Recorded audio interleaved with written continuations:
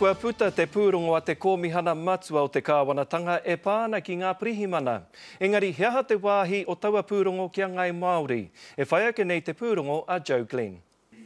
He takatakahi te mana o rātau wāhine, he kore take no ngā kai hautu e tahi o ngā ahuatanga, kua kite e te pūrongo ki roto ngā whakahaere a ngā pirihimana.